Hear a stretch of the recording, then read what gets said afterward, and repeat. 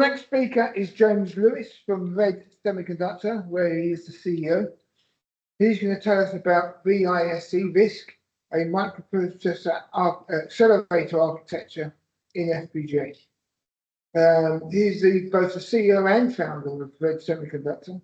He's an electronic engineer and was founder of Oxford Semiconductor and Redux, both companies innovating new semiconductor solutions to meet demanding market needs. There's experience at connecting technological innovation with market requirements, and he is also based in the UK.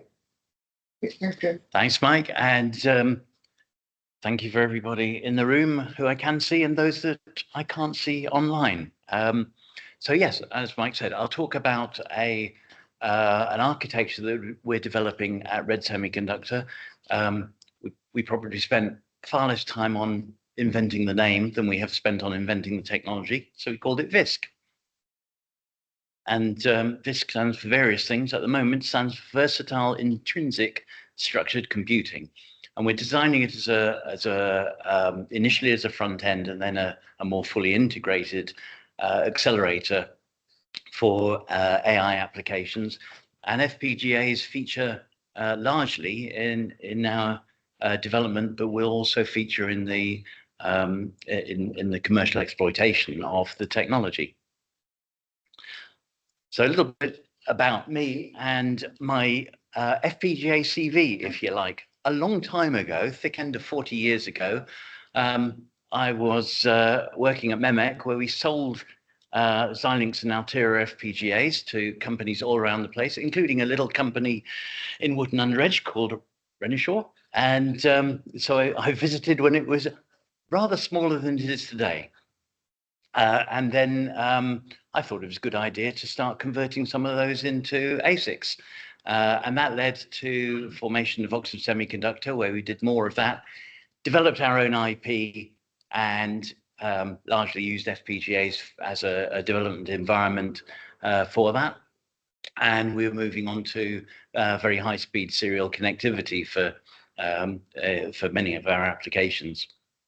So we were using separate ARM processors and FPGAs. They were still nowhere near as dense as they are today in terms of functionality, but a great proving ground for technology. Then I went on to form and run a company called Redux, where we were again using FPGAs to show technology for user experience for haptics applications. From there, I went on to position, navigation, timing, and again, use of FPGAs in that. That took me into the need for high-speed processing in real time of data that you're getting from satellites, and trying to figure out where you are and who's trying to stop you knowing where you are and how you get around that. And all that sort of led to Red Semiconductor taking the exploitation of the microprocessors at high speed for real-time applications. And we're a very small startup. There's 5 of us at the moment in the company, about half doing the work of designing and inventing, and the rest of us making the company work and doing things like this. So we are at our early stage. So what I'm going to be showing and talking about is definitely work in progress. It ain't finished yet, and we're building the company as fast as we possibly can to build the technology even faster. So what are we trying to do? What are we looking at? If we consider an edge type of application, as we're moving processing closer and closer to the edge, a typical application will involve fusion of data from sensors, multiple sensors. So we're trying to push processing up into the sensor, away from centralized computation, and make it sort of small, tight, and functional right at the edge. Why are we doing that? Because we're having to sense data, make sense of that data, and then actually make decisions. We call it AI or machine learning, but we're making decisions at that point, at the edge, that affect the edge application. And then we've got a bunch of data, and you probably want to share that. So you're going to try and make it smaller, encode it. Then you're going to try and make it safer by encrypting it, and then you're going to find some method of sending that, sharing that out amongst other people. So we turn raw data, probably analog or ones and noughts, into very valuable information. So we better look after it. So as much as AI is exciting, cybersecurity is an absolute essential in every single application today. So effectively building a situational awareness picture of what's happening and making real-time decisions that affect the situation that you're in. So the applications for this are kind of obvious. You know, any application, any future application that we talk about these days, like autonomous vehicles, driverless cars, etc. Next generation of health care technology, IoT, and it moves all the way into consumer devices. And position, navigation, and timing is a really important thing. I think in the world today, we're seeing the importance of it, and we're seeing the threats to it. So there are many applications where this real-time processing application of AI is absolutely essential. And so many of those applications, they're very high volume, they're dispersed, they're worldwide, they are at the edge. So power sensitive, cost sensitive, and trying to think of this pictorially, we're creating these complex infrastructure and ecosystems where the amount of data that you're trying to process in real time is just growing and growing and growing. So sort of dispersing the processing of that data and sharing the results of it is particularly important. Most of these applications become safety critical as soon as you rely on a computer to do things that human beings used to instinctively be able to do. You're in a safety critical AI application. Cost sensitive, of course. You know, we've all seen the reports on TV of an NVIDIA Jetson in the boot of a car needing a power station next to it in the trailer to power and drive along.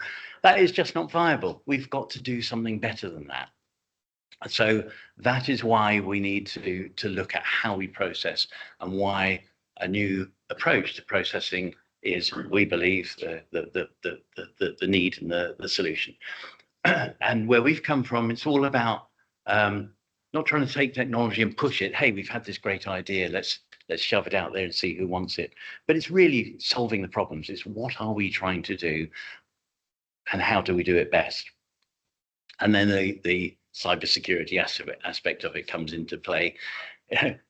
I keep using pictures of cars, but they're an obvious example. You've got somebody sat in the back of a driverless car. What if somebody else, the bad guy, is able to cause mayhem and maybe kidnap somebody and demand ransoms, or make them disappear, for example? And the other thing that's happening in the world today is that products need to be developed faster. They're becoming more complex, and we need to go through that process of getting a new product out onto the market quickly. So that's why we are developing a new processor environment to be able to address all of those things.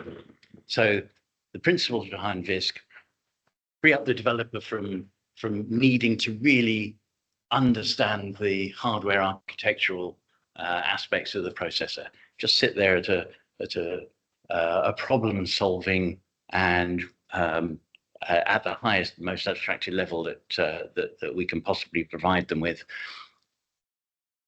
So we think that pretty much every problem that's in our world to solve can. In the old days, you'd have lookup tables and things, and if this and this and this and this, and somewhere in a grid, it would point to what you did with that data.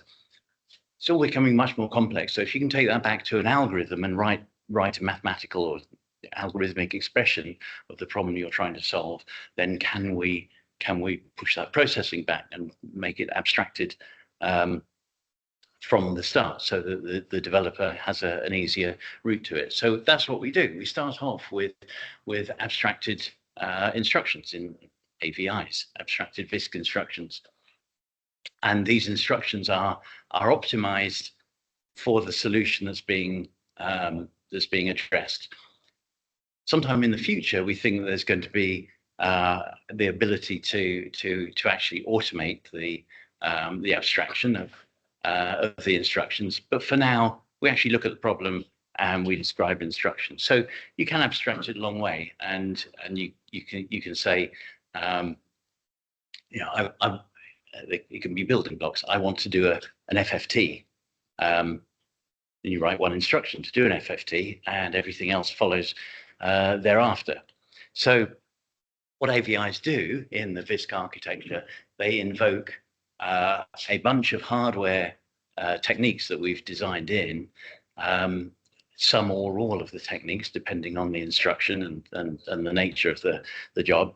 And those techniques involve a very efficient vector processor, processing architecture, turning a relatively simple in-order processor into an out-of-order system, and then being able to parallelize the processing of certain things. So we have a single pipeline, and we can expand out into parallel execution. We call it SIMEX, single issue multiple execution.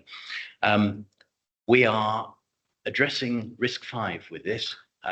It's open, it's accessible, it's well used and well known, and the price is right. So why not do that? But as a technology, it can be adapted to work with our other architectures as well. So in its sort of simple state, the instructions comprise building block and higher levels of abstracted instructions. And this is showing VISC as a sort of front end to a RISC-V processor. This is where we're starting. In the future, it will be more deeply integrated into it, so we will be able to do other clever things to improve the performance. So when we fetch from instructions, because there are abstracted very comprehensive instructions, we're only having to read in a few instructions, and we store those in memory. And if the same thing needs to be done time after time after time in real time on those, then we don't have to pipeline in anymore. So we've minimized the instruction ROM reads. There might be a mix of standard processor instructions in there, in which case they're just passed through into the pipeline of the processor.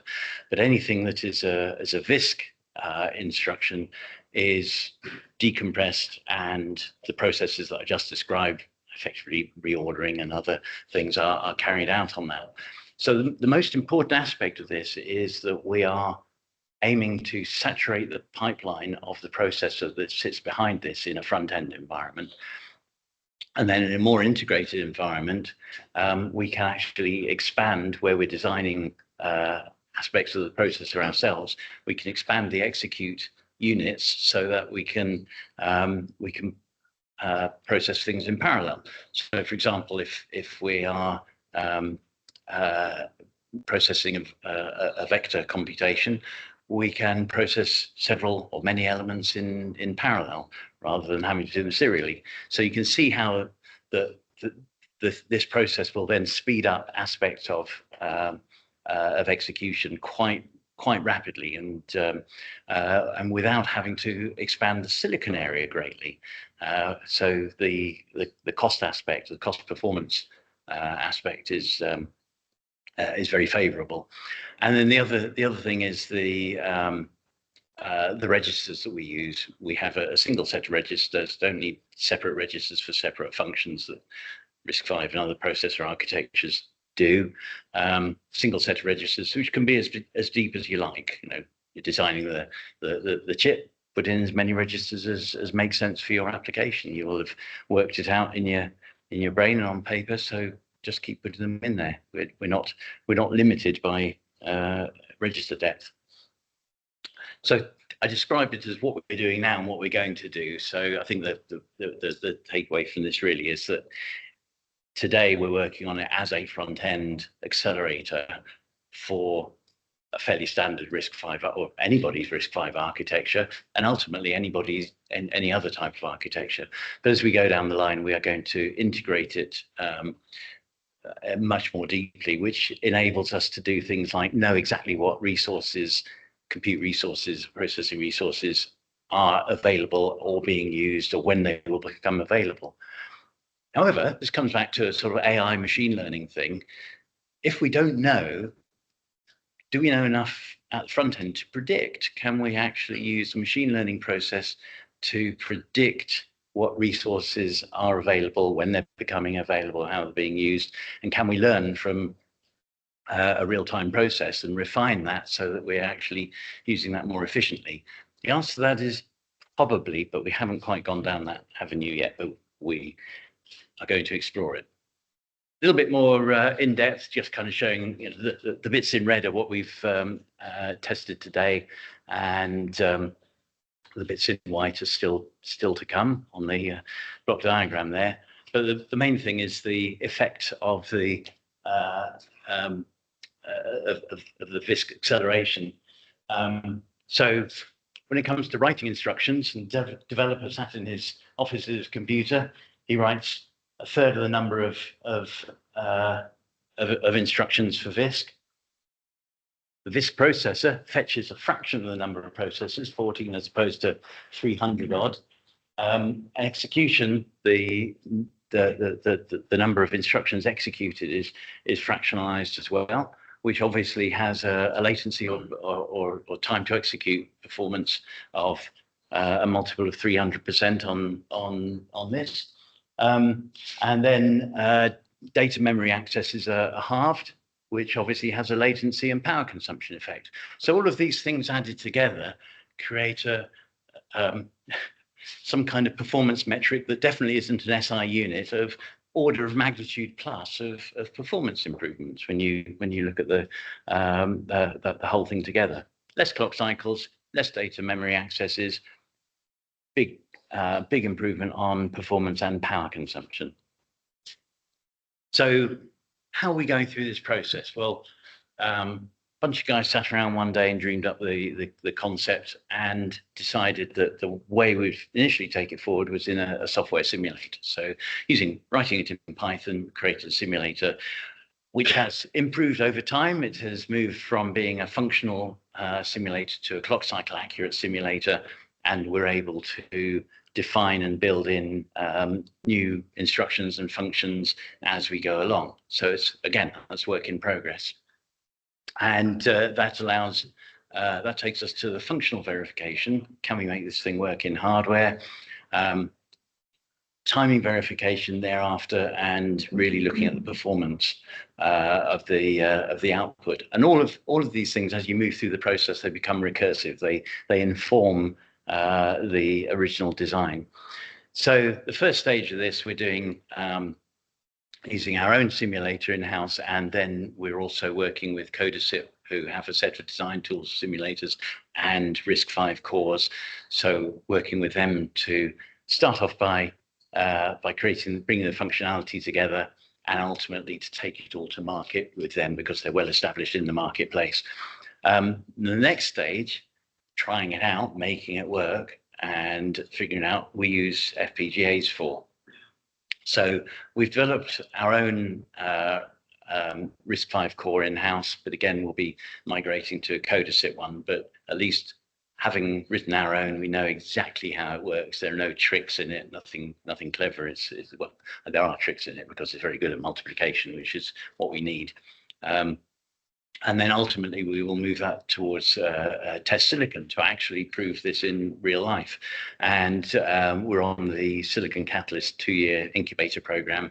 So the in-kind partnerships that exist there will give us access to design tools and multi-project wafer runs. And eventually those chips will become the development environment that we put out to customers to go around the cycle again.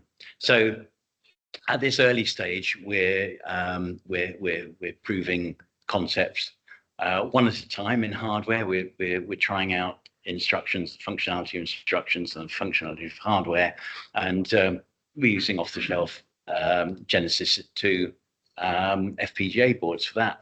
It's plenty big enough for what we're doing at the moment. It's fine. As we go down the road to trying to verify this in as a product and within applications, we'll develop our own FPGA boards so that they will be much more refined and less complex. And we will then and cleaner in terms of being able to look at the timing that's involved in real time in hardware. So that'll provide us a route to testing in some of the applications that we're currently working with partners on at the moment. And then our first level of output, the product that we sell, is IP based, and either our customers or in-house, we have the option of being able to move the whole thing into silicon, either as chiplets or a more complex and comprehensive system on chip. So a little bit about applications that we're working on, just to see how this fits together and brings in the AI aspects that we're working on. So this application is a health technology application. So our partner collaborator has developed or is in the process of developing a microfluidics process that works. That's genuine. These guys know their stuff and know how to do it, and the sensing of what's going on in the blood uses a series of both impedance and optical detection.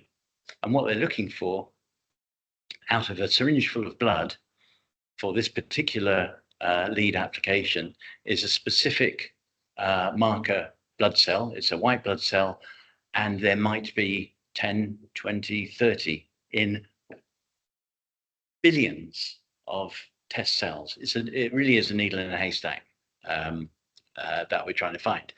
So you can imagine that the data set, the data that's flowing in from multiple channels of microfluidics is going to be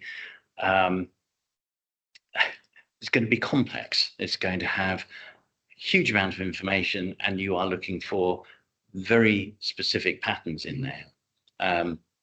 So the training model becomes quite specific. This is exactly what we're looking for, but there are certain things which could be confusing. So the model will also define things that we reject that look to the initial to look to the eye like they might be what you're looking for, but we understand artifacts that make them not what you're looking for, and we reject them. So a lot of pattern matching takes place.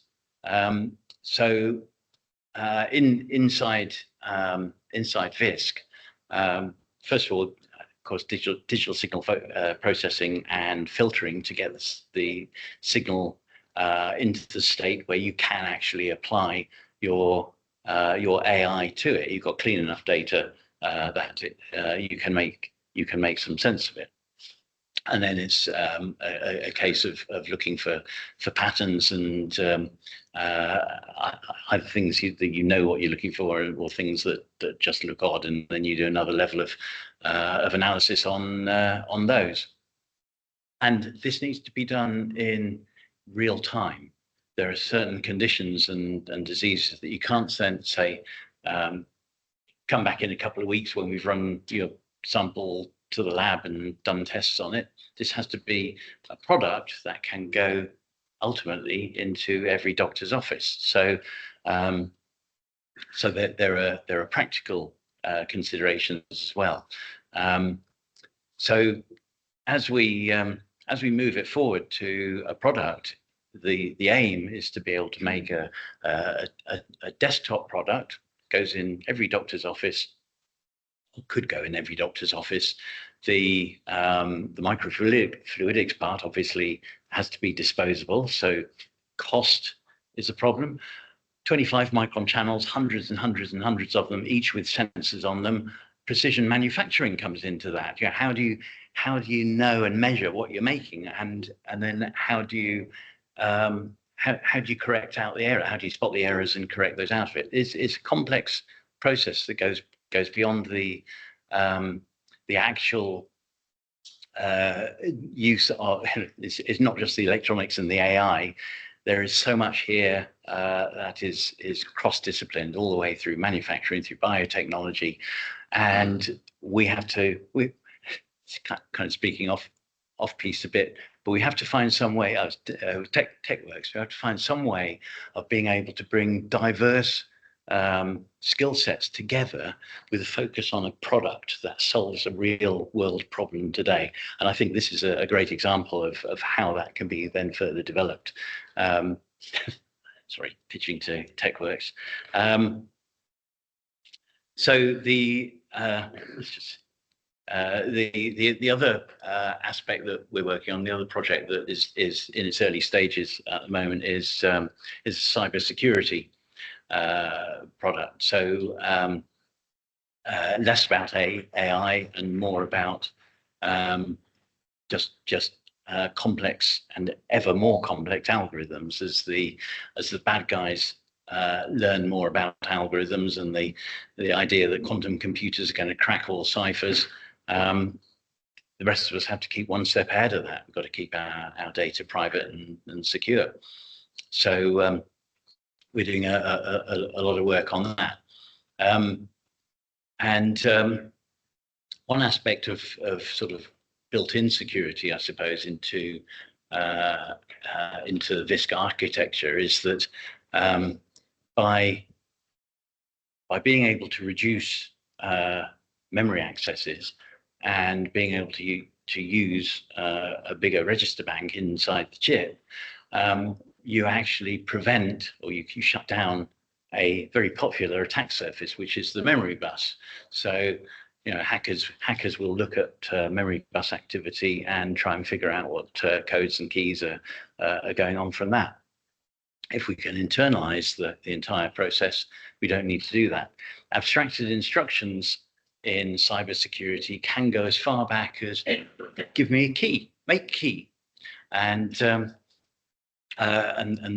all the processing of being able to make the key comes into the VISC hardware.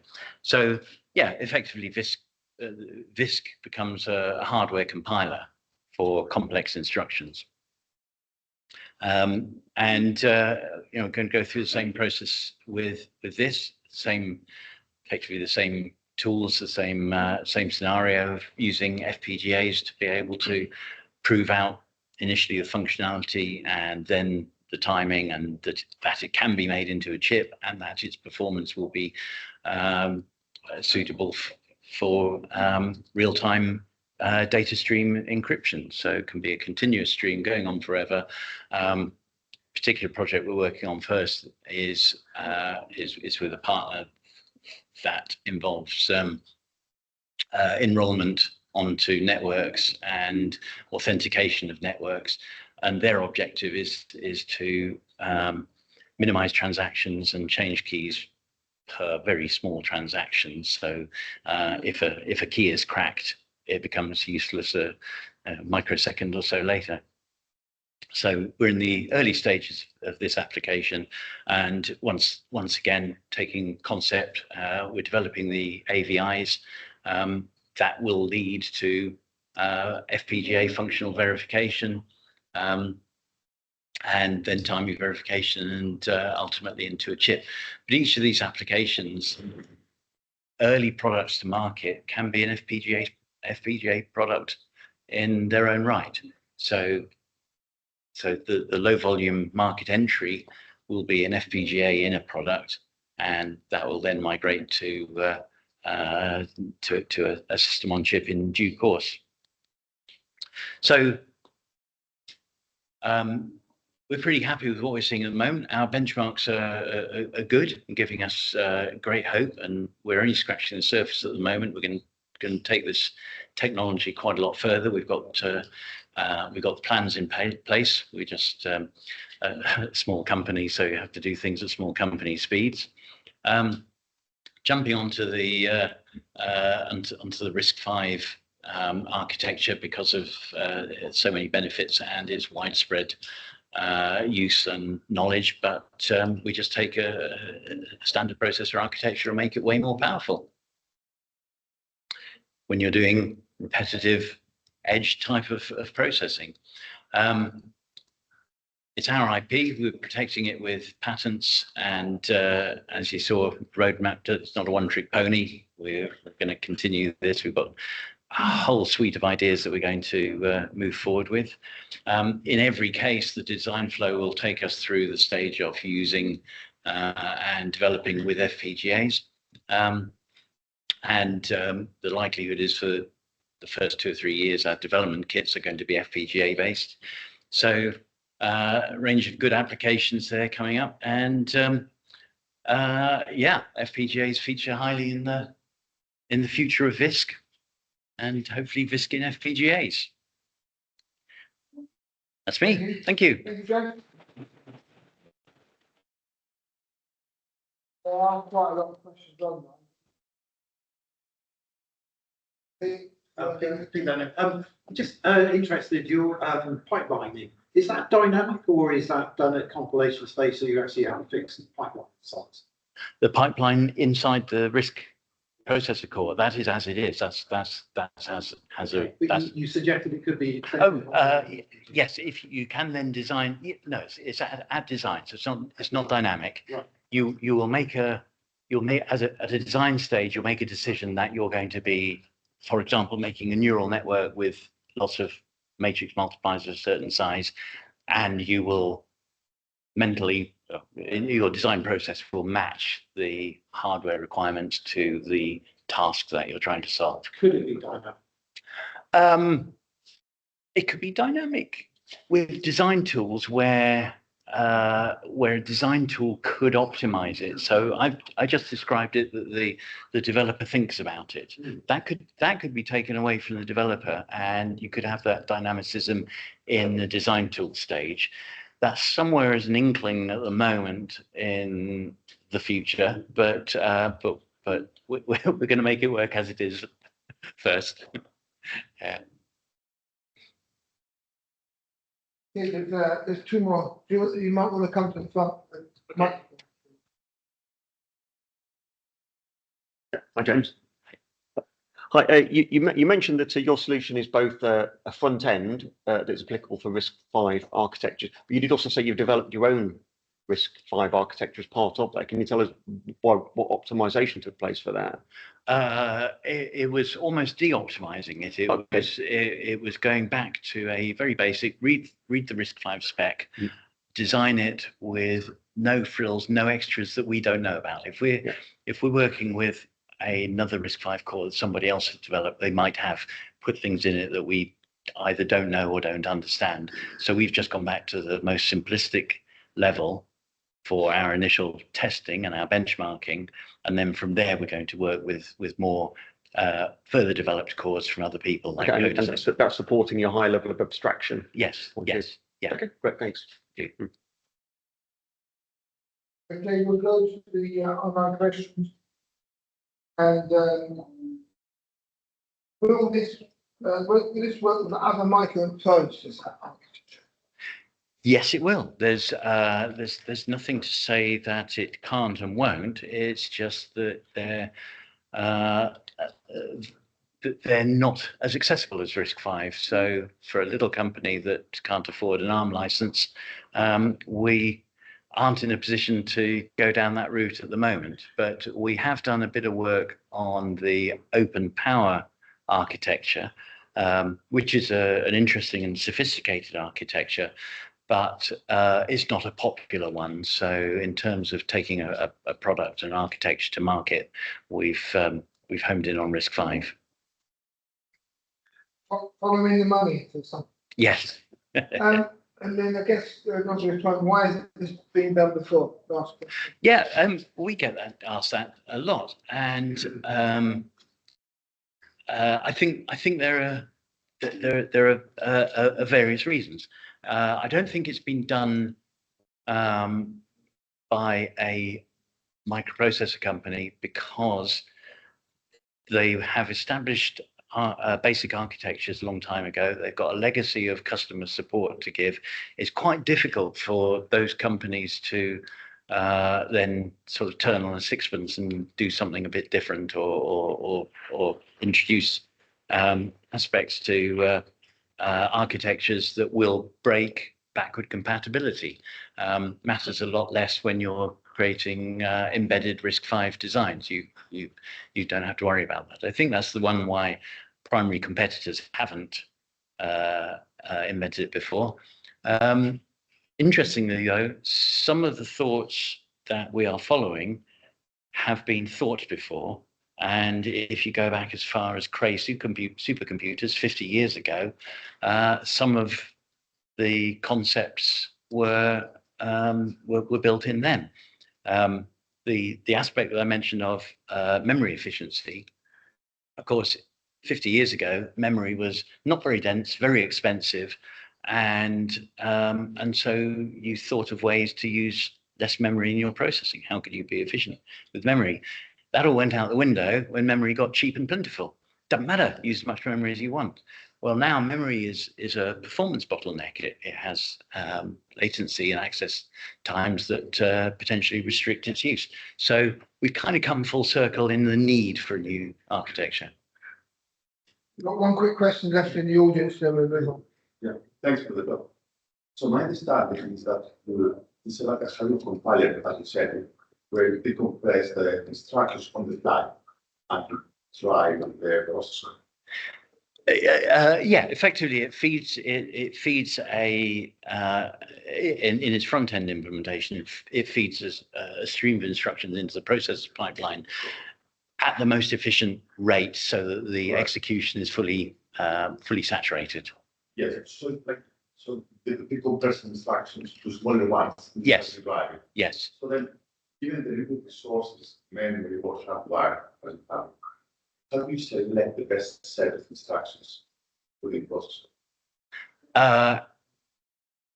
Well, we start off with instructions that solve the problem that we're trying to solve, and then make the hardware of VISC support and translate those instructions. So the choice of instructions is driven by the application and the problem that's being solved with the processor, rather than a limitation on the hardware. So I think at the moment we're able to keep developing techniques or hardware aspects that will map to the instructions that we're developing. That might change sometime down the road. We might suddenly find, oh, that instruction is a great instruction, but it takes 1 billion gates to process it, and we'll do something different. So, but for now, it's fine. Perfect. Thank you very much. Thank you very much to James, and thank you for the question. Thank you. Thank you.